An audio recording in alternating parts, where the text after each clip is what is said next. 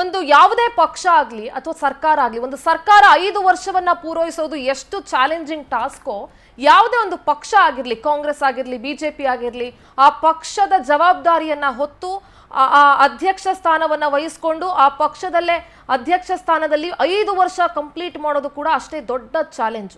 ಯಾಕೆ ಇವತ್ತು ನಾನು ವಿಚಾರವಾಗಿ ಮಾತನಾಡ್ತಾ ಇದ್ದೀನಿ ಅಂತಂದ್ರೆ, ಡಿಸಿಎಂ ಡಿ ಕೆ ಶಿವಕುಮಾರ್ ಅವರು ಕೆಪಿಸಿಸಿ ಅಧ್ಯಕ್ಷರಾಗಿ ಕೂಡ 5 ವರ್ಷ ಯಶಸ್ವಿ ಆಡಳಿತವನ್ನ ನೀಡಿದ್ದಾರೆ. ಇದನ್ನ ಬಹುತೇಕ ಪಕ್ಷಗಳು ಒಪ್ಕೊಂಡಿದ್ದಾವೆ, ವಿಪಕ್ಷನೂ ಕೂಡ ಒಪ್ಕೊಂಡಿದೆ. ಯಾವ ರೀತಿ ಕಾಂಗ್ರೆಸ್ ಇತ್ತು, ಅದನ್ನ ಹೇಗೆ ಗೆಲುವಿನ ಶಿಖರಕ್ಕೇರಿಸುವಲ್ಲಿ ಡಿ ಕೆ ಶಿವಕುಮಾರ್ ತಮ್ಮ ಪ್ರಾಬಲ್ಯವನ್ನ ಮೆರೆದ್ರು, ಇದೆಲ್ಲದರ ಬಗ್ಗೆ ಕೂಡ ಎಲ್ಲರಿಗೂ ಗೊತ್ತಿರುವಂತಹ ವಿಚಾರ. ಎಸ್, ಕಾಂಗ್ರೆಸ್ ಇನ್ನೇನು ಕಾಂಗ್ರೆಸ್ ಕತೆ ಮುಗ್ದೇ ಹೋಯ್ತು ಅನ್ನುವಂಥ ಸಂದರ್ಭದಲ್ಲಿ ಪಕ್ಷ ಕಟ್ಟಿ ಪಕ್ಷ ಸಂಘಟನೆಯನ್ನ ಮಾಡಿ ಯಾವ ರೀತಿ ಕಾಂಗ್ರೆಸ್ ಅನ್ನ ರಾಜ್ಯದಲ್ಲಿ ಅಧಿಕಾರಕ್ಕೆ ತಂದ್ರು ಅನ್ನುವಂಥ ವಿಚಾರ ಎಲ್ಲರಿಗೂ ಕೂಡ ಗೊತ್ತಿದೆ. ಎಸ್, ಅದರ ಯಶಸ್ಸು ಬಹುಪಾಲು ಡಿ ಕೆ ಶಿವಕುಮಾರ್ ಅವರಿಗೆ ಸೇರ್ಲೇಬೇಕು. ಯಾಕೆ ಇವತ್ತು ಇದ್ರ ಬಗ್ಗೆ ಮಾತನಾಡ್ತಾ ಇದ್ದೀನಿ ಅಂತ ಹೇಳಿದ್ರೆ, ಕೆಪಿಸಿಸಿ ಅಧ್ಯಕ್ಷರಾಗಿ ಡಿ ಕೆ ಶಿವಕುಮಾರ್ 5 ವರ್ಷ ಆಡಳಿತವನ್ನ ಕಂಪ್ಲೀಟ್ ಮಾಡಿದ್ದಾರೆ.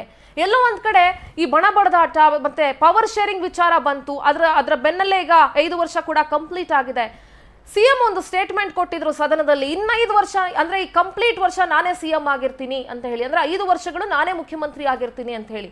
ಎಲ್ಲೋ ಒಂದ್ ಕಡೆ ಸಿಎಂ ಕೊಟ್ಟ ಸ್ಟೇಟ್ಮೆಂಟ್ ಇಂದ ಡಿ ಕೆ ಶಿವಕುಮಾರ್ ಅಲರ್ಟ್ ಆದಂತೆ ಕಾಣಿಸ್ತಾ ಇದೆ. ಇದೇ ಹೊತ್ತಿನ ವಿಶೇಷ, CM statement, D K alert. KPCC ಅಧ್ಯಕ್ಷರಾಗಿ ಡಿ ಕೆ ಶಿವಕುಮಾರ್ 5 ವರ್ಷ ಆಡಳಿತ. ಮೋದಿ ಅಲೆ ಪ್ರಾಬಲ್ಯದ ಮಧ್ಯೆ ರಾಜ್ಯದಲ್ಲಿ ಕಾಂಗ್ರೆಸ್ ಸರ್ಕಾರವನ್ನ ಅಧಿಕಾರಕ್ಕೆ ತರುವಲ್ಲಿ ಯಶಸ್ವಿಯಾಗಿದ್ದಾರೆ. ಕೈ ಮತ್ತೆ ಅಧಿಕಾರದ ಚುಕ್ಕಾಣಿ ಹಿಡಿಯುವಂತೆ ಮಾಡಿದ್ರು ಕೆಪಿಸಿಸಿ ಅಧ್ಯಕ್ಷ. ಕಾಂಗ್ರೆಸ್ ಹೈಕಮಾಂಡ್ ಪಾಲಿಗೆ ಆಪ್ತರಾಗಿ ಹಲವು ಟಾಸ್ಕ್ಗಳನ್ನ ಸಕ್ಸಸ್ಫುಲ್ ಆಗಿ ಹ್ಯಾಂಡಲ್ ಮಾಡಿದ್ದಾರೆ ಡಿಕೆಶಿ. ಆಡಳಿತದ ಚುಕ್ಕಾಣಿ ಮೇಲೆ ಕಣ್ಣಿಟ್ಟಿದ್ದಂತಹ ಡಿಕೆಶಿಗೆ ಸಿದ್ದು ಚಕ್ಮೇಟ್ ಇಟ್ಟಿದ್ದಾರೆ. ಒಪ್ಪಂದದ 50-50 ಆಡಳಿತನ ಸಿದ್ದರಾಮಯ್ಯ 5 ವರ್ಷನ. ಕಾಂಗ್ರೆಸ್ ಸಚಿವರು, ಶಾಸಕರು, ಮುಖಂಡರ ಮಧ್ಯೆನೇ ಇದರ ಬಗ್ಗೆ ಭಾರಿ ಚರ್ಚೆ ಆಗ್ತಾ ಇದೆ. ಚರ್ಚೆ ಹೊತ್ತಲ್ಲೇ ಕೆಪಿಸಿಸಿ ಅಧ್ಯಕ್ಷರಾಗಿ ಸಭೆಯನ್ನ ಆಯೋಜಿಸಿದ್ದಾರೆ ಡಿ ಕೆ ಶಿವಕುಮಾರ್. ನೋಡಿ, ಪವರ್ ಶೇರಿಂಗ್ ಬಗ್ಗೆ ಒಂದಷ್ಟು ಮಾತುಕತೆ ಆಗಿರೋದಂತೂ ನಿಜ. ಸದನದಲ್ಲಿ ಸಿದ್ದರಾಮಯ್ಯನವರು ಕಂಪ್ಲೀಟ್ ವರ್ಷ ನಾನೇ ಇರ್ತೀನಿ ಅಂತ ಹೇಳಿದ್ರು. ಆದರೆ ಎಲ್ಲ ವರ್ಷ ಅಂದ್ರೆ ಈ ಸರ್ಕಾರ ಮುಗಿಯೋವರೆಗೂ, ಅಂದ್ರೆ ಇನ್ನು 5 ವರ್ಷ, ಇನ್ನು 3 ವರ್ಷ ಇದೆ, 2ನೇ ವರ್ಷ, ಇನ್ನು 3 ವರ್ಷನೂ ನಾನೇ ಸಿಎಂ ಆಗಿರ್ತೀನಿ, ಮುಂದಕ್ಕೂ ನಾವೇ ಬರ್ತೀವಿ, ನೆಕ್ಸ್ಟ್ ಟರ್ಮ್ಗೂ ನಾನೇ ಸಿಎಂ ಆಗಿರ್ತೀನಿ ಅಂತ ಸಿಎಂ ಸಿದ್ದರಾಮಯ್ಯ ಹೇಳಿದ್ರು. ಅದರ ಬೆನ್ನಲ್ಲೇ ಈಗ ಡಿ ಕೆ ಶಿವಕುಮಾರ್ ಅಲರ್ಟ್ ಆದಂತೆ ಕಾಣಿಸ್ತಾ ಇದೆ. ಡಿನ್ನರ್, ಔತಣಕೂಟ, ಸಭೆಗಳಿಗೆ ಬ್ರೇಕ್ ಹಾಕ್ತಿದ್ರು ಡಿ ಕೆ ಶಿವಕುಮಾರ್. ಹೈಕಮಾಂಡ್ ಮೂಲಕವೇ ಎಲ್ಲ ಸಭೆಗಳಿಗೆ ತಡೆಯನ್ನ ಕೊಡಿಸಿದ್ರು ಡಿಕೆಶಿ. ಇದೀಗ ಕೆಪಿಸಿಸಿ ಅಧ್ಯಕ್ಷರಾಗಿ ಎಲ್ಲರಿಗೂ ಡಿ ಕೆ ಶಿವಕುಮಾರ್ ಔತಣಕ್ಕೆ ಆಹ್ವಾನಿಸಿದ್ದಾರೆ. ಕೆಪಿಸಿಸಿ ಅಧ್ಯಕ್ಷರಾಗಿ 5 ವರ್ಷ ಕಂಪ್ಲೀಟ್ ಆಗಿದೆ, ಹಾಗಾಗಿ ಈ ಔತಣಕೂಟ ಅಂತ. ಸಚಿವರು, ಶಾಸಕರು, ಸಂಸದರು, ಮುಖಂಡರಿಗೂ ಕೂಡ ಔತಣಕ್ಕೆ ಆಮಂತ್ರಣ ನೀಡಿದ್ದಾರೆ. ಡಿನ್ನರ್ ಪಾರ್ಟಿ ಮೂಲಕ ಶಾಸಕ ವಿಶ್ವಾಸಕ್ಕೆ ಮುಂದಾದ್ರ ಡಿ ಕೆ ಶಿವಕುಮಾರ್ ಅನ್ನುವಂಥ ಪ್ರಶ್ನೆ ಮೂಡ್ತಾ ಇದೆ. ಅಧ್ಯಕ್ಷರ ಬದಲಾವಣೆ ಚರ್ಚೆಗೂ ಕೂಡ ಬ್ರೇಕ್ ಹಾಕಿಸಿದ ಡಿಕೆಶಿ ಗುರಿ ಏನು ಹಾಗಾದ್ರೆ? 5 ವರ್ಷ ನಾನೇ ಸಿಎಂ ಅಂತ ಸದನದಲ್ಲೇ ಗುಡುಗಿದ್ರು ಸಿದ್ದರಾಮಯ್ಯ. ಮುಂದಿನ ಬಾರಿ ಕೂಡ ನಾನೇ ಇರ್ತೀನಿ, ನಾನೇ ಬರ್ತೀನಿ ಅನ್ನುವಂತ ಸಂದೇಶವನ್ನ ನೀಡಿದ್ರು. ಇದೀಗ ಸಭೆ ಮೂಲಕ ಯಾವೆಲ್ಲ ಸಂದೇಶವನ್ನ ನೀಡೋದಕ್ಕೆ ಕೆಪಿಸಿಸಿ ಅಧ್ಯಕ್ಷರು ಮುಂದಾಗಿದ್ದಾರೆ. ಡಿಸಿಎಂ ಡಿ ಕೆ ಶಿವಕುಮಾರ್ ಮುಂದೆ ಈಗ ಯಾವೆಲ್ಲ ಸವಾಲುಗಳಿದಾವೆ ನೋಡ್ರಿ. ಒಂದು ಪಕ್ಷದ ಅಧ್ಯಕ್ಷ ಸ್ಥಾನ ಅಂತಂದ್ರೆ ಹುಡುಗಾಟದ ವಿಚಾರ ಅಲ್ಲ. ಎಲ್ಲರನ್ನ ಒಟ್ಟಿಗೆ ತೆಗೆದುಕೊಂಡು ಹೋಗುವಂತ ಸಾಮರ್ಥ್ಯ ಬೇಕು, ಪಕ್ಷ ಸಂಘಟನೆ ಮಾಡಬೇಕು, ಫಿನಾನ್ಷಿಯಲಿ ಸ್ಟ್ರಾಂಗ್ ಇರಬೇಕು. ಇದೆಲ್ಲ ವಿಚಾರಗಳು ಕೂಡ ಇದೆ. ಪಕ್ಷವನ್ನ ಗೆಲ್ಲಿಸ್ಕೊಂಡು ಬರುವಂತಹ ಆ ತಾಕತ್ತಿರಬೇಕು. ಅದೇ ಅಧ್ಯಕ್ಷ ಸ್ಥಾನಕ್ಕೋಸ್ಕರ ಈಗ ಬಿಜೆಪಿಯಲ್ಲೂ ಜಟಾಪಟಿ ನಡೀತಾ ಇರೋದು. ಹಾಗಾದ್ರೆ ಸಿದ್ದರಾಮಯ್ಯನವರು ಏನ್ ಮಾತನಾಡಿದ್ರು ಸದನದಲ್ಲಿ, ಯಾವ ಮಾತಿಗೆ ಡಿಕೆಶಿ ಅಲರ್ಟ್ ಆದ್ರು, ಕೇಳಿಸ್ಕೊಳ್ಳೋಣ.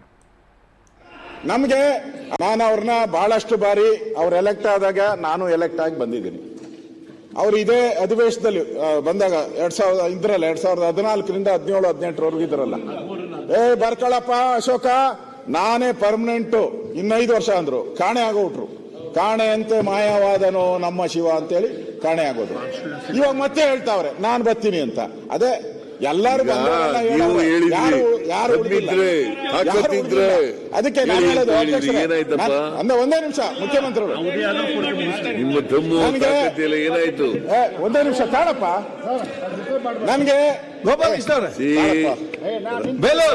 ನಿಮಿಷ ಸರ್, ನಮ್ಗೆ ಅವರು ಇನ್ನ 5 ವರ್ಷ ಪೂರೈಸ್ಲಿ ಅಂತಾನೆ ನಾವು ಬಯಸ್ತೀರಿ. ನವೆಂಬರ್ ಕಷ್ಟ ನಮ್ಗೆ 5 ವರ್ಷ ಇದ್ರೆ ಅದೇ ಪುಣ್ಯ. ನಾನು ಹೇಳೋಂಥದ್ದು ನೆಕ್ಸ್ಟ್ ಬಂದಂತ ಸರ್ಕಾರ ನಾನೇ ಇರ್ತೀನಿ. ನಾನು ಅವ್ರನ್ನ ಬಹಳಷ್ಟು ಬಾರಿ ಅವ್ರು ಎಲೆಕ್ಟ್ ಆದಾಗ ನಾನು ಎಲೆಕ್ಟ್ ಆಗಿ ಬಂದಿದ್ದೀನಿ. ಅವ್ರು ಇದೇ ಅಧಿವೇಶನದಲ್ಲಿ ಬಂದಾಗ 2014ರಿಂದ 17-18 ಇದ್ರಲ್ಲ, ಬರ್ಕಳಪ್ಪ ಅಶೋಕ ನಾನೇ ಪರ್ಮನೆಂಟ್ 5 ವರ್ಷ ಅಂದ್ರು. ಕಾಣೆ ಆಗೋಟ್ರು. ಕಾಣೆಯಂತೆ ಮಾಯವಾದನೋ ನಮ್ಮ ಶಿವ ಅಂತೇಳಿ ಕಾಣೆ ಆಗೋದು. ಇವಾಗ ಮತ್ತೆ ಹೇಳ್ತಾವ್ರೆ ನಾನ್ ಬರ್ತೀನಿ ಅಂತ. ಅದೇ ಎಲ್ಲರೂ ಅದಕ್ಕೆ ನಾನು ಹೇಳೋದು ಅಂದ್ರೆ ಒಂದೇ ನಿಮಿಷ ಮುಖ್ಯಮಂತ್ರಿಗಳು ಏನಾಯ್ತು ಒಂದೇ ನಿಮಿಷ ತಾಳಪ್ಪ. ನನ್ಗೆ ಒಂದೇ ನಿಮಿಷ ಸರ್, ನಮ್ಗೆ ಅವರು ಇನ್ನ 5 ವರ್ಷ ಪೂರೈಸ್ಲಿ ಅಂತಾನೆ ನಾವು ಬಯಸ್ತೀರಿ. ನವೆಂಬರ್ ಕಷ್ಟ ನಮ್ಗೆ 5 ವರ್ಷ ಇದ್ರೆ ಅದೇ ಪುಣ್ಯ. ನಾನು ಹೇಳೋಂಥದ್ದು ನೆಕ್ಸ್ಟ್ ಬಂದಂತ ಸರ್ಕಾರ ನಾನೇ ಇರ್ತೀನಿ. ಆ ವಿಷಯ ಯಾವ್ದು ಚರ್ಚೆ ಆಗಿಲ್ಲ. ಹೌದು, ಅವರು ರಾಜಕೀಯ ಮಾಡ್ತಾರೆ. ನಾವು ಕಾನೂನು ಮಾಡೋರು ಕೊಟ್ಟಿದ್ದೀವಿ. ಅವ್ರು ಮಾಡಿದ್ದಾರೆ SCPTSP ಅವ್ರಿಗೆ SCPTS ಮಾಡಿದ್ರು SC/ST ಜನರ ಅಭಿವೃದ್ಧಿಗೋಸ್ಕರ. ಹಣ ಅವ್ರಿಗೆ ಬಳಕೆ ಆಗುತ್ತೆ. ಅದನ್ನ ಬೇರೆ ದುರುಪಯೋಗ ಮಾಡೋಕ್ಕೂ ಬರಲ್ಲ, ಡೈವರ್ಟ್ ಮಾಡೋಕ್ಕೂ ಬರಲ್ಲ. ಖುಷಿ ಇಲ್ವಾ? ಸರಿ ಅನ್ಸಲ್ವಾ? ಅಲ್ಲ ಸರ್, ನಿಮ್ ಪಾರ್ಟಿನಲ್ಲಿ ಕೆಲವರು ಖುಷಿ ಇಲ್ವಲ್ಲ ಸರ್? ಅಲ್ಲ, ನಿಮ್ ಖುಷಿನೋ ಸರಿ ಅಂತ ಅನ್ಸ್ಲಿಲ್ವಾ? ಅಲ್ಲ, ನಿಮ್ಗೆ ಸರಿ ಅನ್ಸಿದ್ರೆ ಅಲ್ಲ, ನಿಮ್ದು ಹೆಂಗೆ? ನಿಮ್ ಪಾರ್ಟಿಯಲ್ಲಿ ಎಲ್ಲರೂ ಸದಾ ಮುಖ್ಯಮಂತ್ರಿಗಳು ಎಲ್ಲ ಒಪ್ಪಿಯಲ್ಲೂ ಮುಖ್ಯಮಂತ್ರಿ ಆಗಿರ್ದವ್ರು. ಎಸ್, ಇದೇ ವಿಚಾರವಾಗಿ ಇವತ್ತಿನ ಸಿಎಂ ಸ್ಟೇಟ್ಮೆಂಟ್ DK ಅಲರ್ಟ್ ಇದರಲ್ಲಿ ಚರ್ಚೆ ಮಾಡ್ತಾ ಹೋಗ್ತೀನಿ. ನಮ್ಮ ಜೊತೆಗೆ ಚರ್ಚೆಯಲ್ಲಿ ಬಿಜೆಪಿ ವಕ್ತಾರರಾಗಿರುವಂತಹ ಅಶೋಕ್ ಗೌಡ್ರು ಇದ್ದಾರೆ. ಅಶೋಕ್ ಜಿ ನಮಸ್ತೆ, ಕಾರ್ಯಕ್ರಮಕ್ಕೆ ಸ್ವಾಗತ. ಜೊತೆಗೆ ಕಾಂಗ್ರೆಸ್ ವಕ್ತಾರರು ನಟರಾಜ್ ಗೌಡ್ರು ಇದ್ದಾರೆ. ನಟರಾಜ್ ಗೌಡ್ರೆ ನಮಸ್ತೆ, ಕಾರ್ಯಕ್ರಮಕ್ಕೆ ಸ್ವಾಗತ. ನಮಸ್ತೆ. ನಾನು ಮೊದಲಿಗೆ ಇವತ್ತು DK ಶಿವಕುಮಾರ್ ಅವರು 5 ವರ್ಷ ಪೂರೈಸಿರೋದ್ರಿಂದ ನಟರಾಜ್ ಗೌಡ್ರಿಂದ ನಾನು ಆರಂಭ ಮಾಡ್ತೀನಿ. ನಟರಾಜ್ ಗೌಡ್ರೆ, ಕಂಗ್ರಾಚುಲೇಷನ್ಸ್. ನಿಮ್ಮ ಮುಖಾಂತರ ನಿಮ್ಮ ಅಧ್ಯಕ್ಷರಿಗೆ ನಮ್ಮ ಕಂಗ್ರಾಚುಲೇಷನ್ಸ್ ಅನ್ನ ತಿಳಿಸ್ಬಿಡಿ. ಅಧ್ಯಕ್ಷರಾಗಿ 5 ವರ್ಷವನ್ನ ಯಶಸ್ವಿಯಾಗಿ ಮುಗಿಸಿದ್ದಾರೆ ಅಂತ ಹೇಳಿ. ಓಕೆ, ಫೈನ್, ಅದೆಲ್ಲವೂ ಆಯ್ತು. 5 ವರ್ಷ ಏನೋ ಯಶಸ್ವಿಯಾಗಿ ಮುಗಿಸಿದ್ರು. ಬೇರೆಯವರ ಡಿನ್ನರ್ ಪಾರ್ಟಿಗೆ ಬ್ರೇಕ್ ಹಾಕ್ಸಿದಂತ DK ಶಿವಕುಮಾರ್ ಅವರು ಈಗ ಅವರೇ ಔತಣಕೂಟ ಏರ್ಪಡಿಸಿದಾರಲ್ಲ, ಏನ್ ಸಮಾಚಾರ? ಇಲ್ಲ, ಈಗ ಬೇರೆಯವರ ಯಾರ ಔತಣಕೂಟಕ್ಕೂ ಏನು ಅಡ್ಡ ಹಾಕಿಲ್ಲ. ಈಗ ನೋಡಿ, ಇದೊಂದು ಉಪಮುಖ್ಯಮಂತ್ರಿಯಾಗಿ 5 ವರ್ಷ KPCC ಅಧ್ಯಕ್ಷರಾಗಿ ಸಂಘಟನೆ ಮಾಡಿದ್ದಾರೆ. ಹಾಗಾಗಿ ಒಂದು ಔಪಚಾರಿಕವಾಗಿ ಒಂದು ಭೋಜನ ಕೂಟವನ್ನ ಏರ್ಪಡಿಸಿದ್ದಾರೆ ಶಾಸಕರಿಗೆ. ಯಾಕಂದ್ರೆ ಸೆಷನ್ ನಡೀತಾ ಇದೆ, ಎಲ್ಲಾ ಶಾಸಕರು ಇಲ್ಲಿ ಅವೈಲೇಬಲ್ ಇದ್ದಾರೆ. ಹಾಗಾಗಿ ಒಂದು ಔಪಚಾರಿಕವಾಗಿ ಭೋಜನ ಕೂಟ ಏರ್ಪಡಿಸಿದ್ದಾರೆ. ಮುಖ್ಯಮಂತ್ರಿಗಳಾಗ್ಲಿ ಅಥವಾ ಉಪಮುಖ್ಯಮಂತ್ರಿಗಳಾಗಿ ಭೋಜನ ಕೂಟ ಏರ್ಪಡಿಸೋದು ಅದೊಂದು ಸ್ವಾಭಾವಿಕ. ಆಮೇಲೆ ಯಾವುದೇ ರೀತಿಯ ಗುಂಪುಗಾರಿಕೆಗಾಗಿ ಭಿನ್ನಮತಕ್ಕೆ ಅಲ್ವಲ್ಲ. 5 ವರ್ಷ ಅಧ್ಯಕ್ಷರಾಗಿ ಎಂತ ಕೋವಿಡ್ ಟೈಮಲ್ಲಿ ಇಡೀ ರಾಜ್ಯ ಲಾಕ್ಡೌನ್ ಅಲ್ಲಿ ಇತ್ತು, ಅಂತ ಟೈಮಲ್ಲಿ ಅವರು ಅಧ್ಯಕ್ಷರಾಗಿ ಒಂದು ಸಂಘಟನೆಯನ್ನ ಮಾಡಿ ಜನಗಳಿಗೆ ಸಹಾಯ ಹಸ್ತವನ್ನ ಚಾಚಿ ಅವರಿಗೆ ಆರೋಗ್ಯಕ್ಕೆ, ಅವರ ಊಟ ಉಪಚಾರಕ್ಕೆ ಅವಕಾಶಗಳನ್ನ ಸಹಾಯವನ್ನ ಮಾಡಿ ಅವತ್ತಿನ ಸಂಘಟನೆ ಮಾಡಿ ಇವತ್ತಿಗೂ ನಿರಂತರವಾಗಿ ಸಂಘಟನೆ ಮಾಡ್ತಾ ಇದ್ದಾರೆ. ಉಪಮುಖ್ಯಮಂತ್ರಿ ಆಗಿದ್ದಾರೆ. ಬಜೆಟ್ ಸೆಷನ್ ನಡೀತಾ ಇದೆ, ಎಲ್ಲಾ ಶಾಸಕರಿದ್ದಾರೆ. ಹಾಗಾಗಿ ಒಂದು ಔಪಚಾರಿಕವಾಗಿ ಭೋಜನ ಕೂಟವನ್ನು ಏರ್ಪಡಿಸಿದ್ದಾರೆ. ಮಾನ್ಯ ಸಿದ್ದರಾಮಯ್ಯನವರು ಕೂಡ ಆ ಭೋಜನ ಕೂಟದಲ್ಲಿ ಭಾಗವಹಿಸ್ತಾ ಇದ್ದಾರೆ. ಹಾಗಾಗಿ ಇದ್ರೊಳಗೆ ಯಾವ ರೀತಿಯ ಗೊಂದಲ ಇಲ್ಲ. ಆಮೇಲೆ ಇನ್ನೊಂದು, ಈಗ ಇದು ಸಹಜ. ಈಗ ವಿಜಯೇಂದ್ರ 2 ವರ್ಷ ಪೂರೈಸಿದ್ರೆ ಅಥವಾ 3 ವರ್ಷ ಪೂರೈಸಕ್ಕೆ ಇವ್ರು ಬಿಟ್ರೆ ಬಿಜೆಪಿಯವರು, ಅವರು ಕೂಡ ಒಂದು ಭೋಜನ ಕೂಟ ಅವರ ಶಾಸಕರಿಗೆ ಕೊಡಬಹುದು, ವಿರೋಧ ಪಕ್ಷದ ನಾಯಕರ ಜೊತೆ ಸೇರ್ಕೊಂಡು, ಅಶೋಕ್ ಅವ್ರ ಜೊತೆ ಸೇರ್ಕೊಂಡು. ಇದ್ರೊಳಗೆ ಯಾವ ರೀತಿಯ ಇದು ಇಲ್ಲ, ಯಾವ ರೀತಿಯಾಗಿ ಭಿನ್ನಮತಕ್ಕಾಗ್ಲಿ ಅಥವಾ ಇನ್ನೊಂದು ಗುಂಪುಗಾರಿಕೆಗಾಗ್ಲಿ. ಆಮೇಲೆ ಯಾರಿಗೂ ಕೂಡ ನೋಡಿ, ಎಲ್ಲರೂ ಈ ತರ ಒಂದು ಸಭೆಗಳನ್ನ ಸೇರಿಸ್ಲಿಕ್ಕೆ, ಭೋಜನ ಕೂಟಕ್ಕೋ ಬೆಳಗಿನ ಉಪಹಾರಕ್ಕೂ ಸೇರ್ಲಿಕ್ಕೆ ಎಲ್ಲರಿಗೂ ಅವಕಾಶ ಇದೆ. ಆದ್ರೆ ಯಾವಾಗಾದ್ರೂ ಗೊಂದಲ ಮೂಡ್ತಾ ಇದೆ, ಸಾರ್ವಜನಿಕವಾಗಿ ಗೊಂದಲ ಮೂಡ್ತಾ ಇದೆ, ಮಾಧ್ಯಮಗಳಲ್ಲಿ ಗೊಂದಲ ಬರ್ತಾ ಇದೆ, ಬಿಜೆಪಿಯವರು ಚಿತಾವಣೆ ಮಾಡ್ತಾರೆ ಅಂತ ಸಮಯದಲ್ಲಿ ಸ್ವಲ್ಪ ತಡೆದು ಮುಂದಕ್ಕೆ ಹೋಗೋದು ಸಹಜ ಅನ್ನೋ ಪ್ರಕ್ರಿಯೆ ಇರ್ತಿತ್ತು. ಹಂಗಾಗಿ ಒಮ್ಮೆ ಆ ರೀತಿಯಾಗಿ ಯಾವುದೋ ಒಂದು ಡಾಕ್ಟರ್ G. ಪರಮೇಶ್ವರ್ ಅವರು ಕರೆದಂತಹ ಭೋಜನ ಕೂಟಕ್ಕೆ ಅಥವಾ ಸತೀಶ್ ಜಾರಕಿಹೊಳಿ ಮಾಡಿದ್ದು ಭೋಜನ ಕೂಟಕ್ಕೆ ಒಂದು ಹೈಕಮಾಂಡ್ ತಡೆ ಹಿಡಿತ್ತು. ಅದ್ ಬಿಟ್ರೆ ಅವ್ರು ಮತ್ತೆ ಸೇರ್ತಾ ಇಲ್ಲ ಅಂತ ಏನಿಲ್ಲ. ಪ್ರತಿಯೊಬ್ಬರು ಸೇರ್ತಾ ಇದ್ದಾರೆ. ಈವ್ನಿಂಗ್ ಸೆಷನ್ ಮುಗಿದ್ಮೇಲೆ 5 ಜನ 6 ಜನ ಮಂತ್ರಿಗಳು ಒಂದೊಂದು ಮನೇಲಿ ಸೇರ್ತಾರೆ, ಊಟ ಮಾಡ್ತಾರೆ. ಏನು ಈ ಬಜೆಟ್ ಅಲ್ಲಿ ಏನು ಒಳ್ಳೇದಿದೆ, ರಾಜ್ಯಕ್ಕೆ ಏನ್ ಕೆಲಸ ಮಾಡ್ಬೋದು, ಇನ್ನೂ ಅತಿ ಹೆಚ್ಚಾಗಿ ಏನು ಕೆಲಸ ಮಾಡ್ಬೋದು ಚರ್ಚೆ ಮಾಡ್ತಾರೆ. ಇದ್ರೊಳಗೆ ಯಾವ ಗೊಂದಲ ಅಥವಾ ಒಂದು ಆಶ್ಚರ್ಯ ಪಡುವಂತ ವಿಷಯ ಕೂಡ ಖಂಡಿತವಾಗಿ ಇದ್ರೊಳಗೆ ಇರೋದಿಲ್ಲ. ಆದ್ರೆ ಬಿಜೆಪಿಯವ್ರಿಗೆ ಒಂದು ಹತಾಶೆ ಇದೆ. ಇಂತಹ ಅದ್ಭುತವಾದ ಬಜೆಟ್ ಅನ್ನ ಮನೆ ಸಿದ್ದರಾಮಯ್ಯ ಕೊಟ್ಟಿದ್ದ 4,09,000 ಕೋಟಿ ರೂಪಾಯಿ ಸರ್ವ ಸ್ಪರ್ಶಿ ಸರ್ವ ವ್ಯಾಪಿ ಎಲ್ಲರಿಗೂ ಒಂದು ಅಭ್ಯುದಯ ಆಗುವಂತಹ ಸರ್ವೋದಯ ಬಜೆಟ್ ಅನ್ನ ಕೊಟ್ಟಿದ್ದಾರೆ. ಆದ್ರೆ ಅದರೊಳಗೆ ಏನೋ ಒಂದು ಗೊಂದಲವನ್ನು ಮೂಡಿಸಲಿಕ್ಕೆ ಪ್ರಯತ್ನ ಮಾಡಿದ್ರು, ಅದು ಕೂಡ ವಿಫಲ ಆಯಿತು. ಜನ ಈ ಬಜೆಟ್ ಅನ್ನು ಸ್ವಾಗತ ಮಾಡಿದ್ದಾರೆ. ರೈತರಿಗಾಗ್ಬೋದು, ಶಿಕ್ಷಣಕ್ಕಾಗ್ಬೋದು, ಆರೋಗ್ಯಕ್ಕಾಗ್ಬೋದು, ಆ ಉದ್ಯೋಗ ಸೃಷ್ಟಿಗೆ, ಇನ್ವೆಸ್ಟ್ಮೆಂಟ್ಗೆ, ಇನ್ಫ್ರಾಸ್ಟ್ರಕ್ಚರ್ಗೆ, ಮೂಲಭೂತ ಸೌಕರ್ಯಗಳಿಗೆ, ಗ್ರಾಮೀಣಾಭಿವೃದ್ಧಿ, ನಗರಾಭಿವೃದ್ಧಿ ಎಲ್ಲ ವಿಭಾಗದಲ್ಲೂ ಈ ಬಜೆಟ್ ತುಂಬಾ ಚೆನ್ನಾಗಿ ಮಂಡನೆ ಮಾಡಿದ್ದಾರೆ. ಮಾನ್ಯ ಸಿದ್ದರಾಮಯ್ಯನವರ 16ನೇ ಬಜೆಟ್ ಅಲ್ಲಿ ಇದೇ ದೊಡ್ಡ ಬಜೆಟ್ ಅಂತ ಹೇಳ್ಬೋದು ನಾವು. Okay, okay. ನಾನು ಅಶೋಕ್ ಗೌಡ್ರದೊಂದು ರಿಯಾಕ್ಷನ್ ತಗೊಳ್ತೀನಿ ನಟರಾಜ್ ಗೌಡ್ರೆ, ಕಂಪ್ಲೀಟ್ ಆಗಿ ಮಾತಾಡಬಹುದು. ಸರ್ವೋದಯ ಬಜೆಟ್ ಅಂತ ನಾವು ಅದಕ್ಕೆ ಹೇಳ್ತೀವಿ. ಆಲ್ರೈಟ್ ಅಶೋಕ್ ಗೌಡ್ರೆ, ಈಗ ಡಿ.ಕೆ. ಶಿವಕುಮಾರ್ 5 ವರ್ಷಗಳನ್ನ ಅಧ್ಯಕ್ಷರಾಗಿ ಕೆಪಿಸಿಸಿ ಅಧ್ಯಕ್ಷರಾಗಿ ಕಂಪ್ಲೀಟ್ ಮಾಡಿದ್ದಾರೆ, ಏನ್ ಹೇಳ್ತೀರಿ? ಯಶಸ್ವಿಯಾಗಿ ಕಂಪ್ಲೀಟ್ ಮಾಡಿದ್ದಾರೆ ಅಂತ ಹೇಳ್ತೀರಾ? ಯಾಕೆಂದ್ರೆ ಕಾಂಗ್ರೆಸ್ ಕಥೆನೇ ಮುಗ್ದೋಯ್ತು ಅಂತ ಅಂದ್ಕೊಳ್ಳುವಂತ ಸಂದರ್ಭದಲ್ಲಿ ಪಕ್ಷ ಸಂಘಟನೆಯನ್ನ ಮಾಡಿ ಅಧಿಕಾರಕ್ಕೆ ತರುವಲ್ಲಿ ಅವರ ಪಾತ್ರ ಇದೆ ಅನ್ನೋದನ್ನಲ್ಲಿ ಎರಡು ಮಾತಿಲ್ಲ. ಅಂಡ್ ನಿಮ್ಮ ಪಕ್ಷದ ವರಿಷ್ಠರು ಕೂಡ ಅದನ್ನ ಬಹಳಷ್ಟು ಸಲ ಹೇಳಿದ್ದಾರೆ.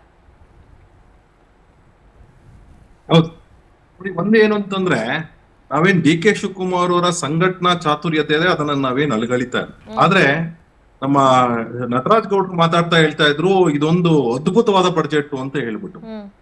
ಅವ್ರಿಗೆ ಯಾಕೆ ಅದ್ಭುತವಾದ ಬಡ್ಜೆಟ್ ಅಂತ ವಿಶ್ಲೇಷಣೆ ಮಾಡ್ತಿದ್ದಾರೆ ಅಂದ್ರೆ, ಇದು ಸಿದ್ದರಾಮಯ್ಯನವರ ಕಡೆ ಬಡ್ಜೆಟ್. ಇನ್ಮೇಲಿಂದ ಅವ್ರ ಬಡ್ಜೆಟ್ ಮಂಡನೆ ಮಾಡೋದಕ್ಕೆ ಅವ್ರು ಯಾವತ್ತೂ ಅಧಿಕಾರದಲ್ಲಿ ಇರೋದಿಲ್ಲ.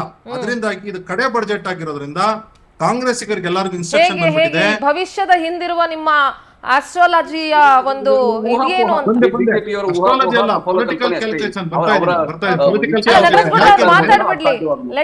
ಒಂದ್ ನಿಮಿಷ ನಟರಾಜ್ ಗೌಡ್ರೆ, ತಾವು ಮಾತಾಡ್ಬೇಕಾದ್ರೆ ಮಾತಾಡ್ಲಿಲ್ಲ, ಬಿಟ್ಬಿಡಿ, ಆಮೇಲೆ ಮಾತಾಡೋದಂತೆ. ಯಾಕೆ ಅಂತಂದ್ರೆ ಪೊಲಿಟಿಕಲ್ ಅನಾಲಿಸಿಸ್ ಅಲ್ಲಿ ಹೇಳ್ತಾ ಇದ್ದೀನಿ. ಯಾಕೆ ಅಂದ್ರೆ ಲಾಕ್ ಬಡ್ಜೆಟ್ ಈಗಾಗ್ಲೇ ಡಿ.ಕೆ. ಶಿವಕುಮಾರ್ ಹೇಳ್ತಾವ್ರೆ ನಟ್ಟು ಬೋಲ್ಟ್ ಟೈಟ್ ಮಾಡ್ತೀನಿ ಅಂತ ಹೇಳಿ. ಈಗ ಡಿ.ಕೆ. ಶಿವಕುಮಾರ್ ಅವರು ಇವತ್ತು ಎಲ್ಲಾ ನಟ್ಟುಗಳಿಗೆ ಬೋಲ್ಟ್ ನ ಟೈಟ್ ಮಾಡ್ತಕ್ಕಂತಹ ಒಂದು ಔತಣಕೂಟವನ್ನು ಏರ್ಪಡಿಸ್ಕೊಂಡಿದ್ದಾರೆ. ಎಲ್ಲಾರು ಬರ್ರಪ್ಪ, ಅಕಸ್ಮಾತ್ ನೀವೇನಾದ್ರು ಬಂದು ನಿಮ್ದೇನಾದ್ರು ನಟ್ಟು ಲೂಸ್ ಆಗಿದ್ರೆ ನನಗ್ ಗೊತ್ತಿದೆ ಯಾರು ನಟ್ ಲೂಸ್ ಆಗಿದೆ ಅಂತ. ಯಾಕಂದ್ರೆ ರಾಜಣ್ಣನ ಮನೆಗೆ ಹೋಗ್ಬಿಟ್ಟು ಮೊನ್ನೆ ಬೋಲ್ಟ್ ನ ಟೈಟ್ ಮಾಡಿ ಬಂದಿದ್ದಾರೆ. ರಾಜಣ್ಣನ ನಟ್ನ ಇವ್ರು ಬೋಲ್ಟ್ ಅಲ್ಲಿ ಟೈಟ್ ಮಾಡ್ಬಿಟ್ಟು ಬಂದವ್ರೆ ನೀಟಾಗಿ. ಅದರಿಂದಾಗಿ ರಾಜಣ್ಣ ಈ ನಡುವೆ ಮಾತಾಡೋದನ್ನ ನಿಲ್ಸಿದ್ದಾರೆ. ಇನ್ನು ಸ್ವಲ್ಪ ಜನ ಆವಾಗ ಉಟ್ಕೊಂತ ಇರ್ತಾರೆ. ಅದಕ್ಕೋಸ್ಕರ ಎಲ್ಲಾರು ಬನ್ನಿ, ಒಂದ್ ತಾಕೀತ್ ಮಾಡ್ಬಿಡ್ತೀನಿ, ಹೈಕಮಾಂಡ್ ನನ್ನ ಹತ್ರ ಇದೆ, ಸಿದ್ದರಾಮಯ್ಯನವರೇ ನಿಮ್ಮ ಕೊನೆಗಾಲ ಬಂದಿದೆ, ಡಿಸೆಂಬರ್ 10ನೇ ತಾರೀಕು ಒಳಗಡೆ ನೀವು ರಿಸೈನ್ ಮಾಡಿಸ್ತಕ್ಕಂತ ಕೆಲ್ಸಕ್ಕೆ ನಾನು ಕೈ ಹಾಕಿದ್ದೀನಿ ಅಂತ ಹೇಳೋದು ಈ ಔತಣಕೂಟದ ಒಂದು ಮೆಸೇಜ್, ಅಜೆಂಡಾ ಆಫ್ ದ ಔತಣಕೂಟ ಏನು ಅಂದ್ರೆ ನಟ್ಟು ಬೋಲ್ಟ್ ಟೈಟ್ ಮಾಡಿ ಸಿದ್ದರಾಮಯ್ಯನವ್ರಿಗೆ ಒಂದು ಮೆಸೇಜ್ ಕೊಡ್ತಕ್ಕಂಥದ್ದು. ಇದೇ ಮೆಸೇಜ್ ನ ಅವ್ರು ಕೊಟ್ಟಿದ್ದು ಯಾವಾಗ? ಶಿವರಾತ್ರಿ ದಿವಸ ಕೊಟ್ರು ಹೈಕಮಾಂಡ್ಗೆ. ಹೈಕಮಾಂಡ್ ಏನಾಗಿದೆ, ಇಲ್ಲಪ್ಪ ಡಿ.ಕೆ. ಶಿವಕುಮಾರ್ನ ಕಳ್ಕೊಂಡ್ರೆ ನಾವು ರಾಂಗ್ ಮೆಸೇಜ್ ಕೊಡ್ತೀವಿ ಇಡೀ ದೇಶದಲ್ಲಿ ಇರ್ತಕ್ಕಂತಹ PCC ಪ್ರೆಸಿಡೆಂಟ್ಗಳಿಗೆ. ಈ ಮುಂದೆ ಯಾರು PCC ಪ್ರೆಸಿಡೆಂಟ್ಗಳಾಗಲ್ಲ. ಯಾಕೆ? PCC ಪ್ರೆಸಿಡೆಂಟ್ ಮಾಡಿದ್ರೆ ಒಂದು ದುಡ್ಡು ಇನ್ವೆಸ್ಟ್ ಮಾಡ್ಬೇಕು ಅಂತ ಹೇಳಿದ್ರೆ ಅವ್ರನ್ನ ನಾವು ಮುಖ್ಯಮಂತ್ರಿಯಾಗಿ ಮಾಡ್ಬೇಕು. ಇಲ್ಲಾಂದ್ರೆ ಅಕಸ್ಮಾತ್ ಈಗಾಗಲೇ ಸಚಿನ್ ಪೈಲಟ್ ಜೊತೆಗೆ ಅದಾಯ್ತು, ಜ್ಯೋತಿರಾದಿತ್ಯ ಸಿಂಧ್ಯಾ ಜೊತೆಗಾಯ್ತು, ಅದರಿಂದಾಗಿ ಅನೇಕ ಕಡೆ ಆಗೋಗಿದೆ. ಛತ್ತೀಸ್ಗಢಲ್ಲೂ ಇದೇ ರೀತಿ ಆಯ್ತು. ಅದರಿಂದ ಇನ್ಮೇಲೆ ಈ ತರ ಏನಾದ್ರು ಮಾಡಿದ್ರೆ ನಾವು ಕಾಂಗ್ರೆಸ್ ಪಕ್ಷ ನೆಲ ಕಚ್ಚುತ್ತೆ ಅಂತ ಹೇಳ್ಬಿಟ್ಟು ಡಿ.ಕೆ. ಶಿವಕುಮಾರ್ ಮಣೆ ಹಾಕಬೇಕು ಅಂತ ಹೈಕಮಾಂಡ್ ಡಿಸೈಡ್ ಮಾಡಿದೆ. ಅದರಿಂದಾಗಿ ಸಿದ್ದರಾಮಯ್ಯನವ್ರಿಗೆ ಇದು ಕಡೆ ಬಡ್ಜೆಟ್. ಅದರಿಂದಾಗಿ ನಟರಾಜ್ ಗೌಡ್ರಂತ ಸೀನಿಯರ್ ವಕ್ತಾರರಿಗೂ ಸಹ ನಟ್ಟು ಬೋಲ್ಟ್ ನ ಟೈಟ್ ಮಾಡಿರ್ತಕ್ಕಂಥದ್ದು ಡಿ.ಕೆ. ಶಿವಕುಮಾರ್. ಅದಕ್ಕೆ ಹೇಳಿ ಅದ್ಭುತವಾದ ಬಡ್ಜೆಟ್, ಸುವರ್ಣ ಬಡ್ಜೆಟ್, ಸರ್ವೋದಯ ಬಡ್ಜೆಟ್ ಅಂತ ಹೇಳ್ಬಿಡಿ. ಯಾಕೆಂದ್ರೆ ಯಾರನ್ನಾದ್ರೂ ಬೀಳಿಸ್ಬೇಕು ಅಂದ್ರೆ ಅವ್ರನ್ನ ಮೇಲೆ ಹತ್ತಿಸ್ಬಿಡ್ಬೇಕು. ಮೇಲೆ ಹತ್ತಿಸಿದ ಕೂಡಲೇ ತಳ್ಳೋದು ಈಸಿ. ಆ ರೀತಿ